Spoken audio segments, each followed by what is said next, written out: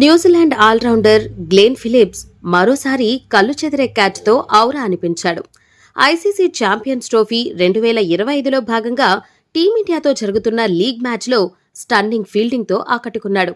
అతని single hand dive క్యాచ్కు Team India star batter Virat Kohli నిరాశగా పెవిలియన్ చేరాడు.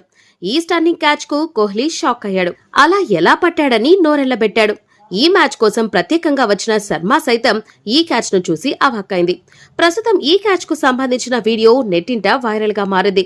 ఈ ఓవర్ 4వ బంతిని కోహ్లీ గ్యాప్ షాట్ ఆడే ప్రయత్నం చేయగా బ్యాక్వర్డ్ పాయింట్ లో ఫీల్డింగ్ చేస్తున్న గ్లెన్ ఫిలిప్స్ కుడివైపు డైవ్ చేసి కళ్లు చెదిరే క్యాచ్ అందుకున్నాడు. పాకిస్తాన్తో తొలి మ్యాచ్లో మహ్మద్ రిజ్వాన్ కూడా ఫిలిప్స్ ఇలానే పెవిలియన్ చేర్చాడు. ఆ మ్యాచ్లో ఎడమవైపు డైవ్ చేసిన ఫిలిప్స్ తాజా మ్యాచ్లో కుడివైపు డైవ్ చేసి అందర్నీ ఆశ్చర్యపరిచాడు. ఈ క్యాచ్ కు కామెంటేటర్లు కూడా ఫిదా అయ్యారు.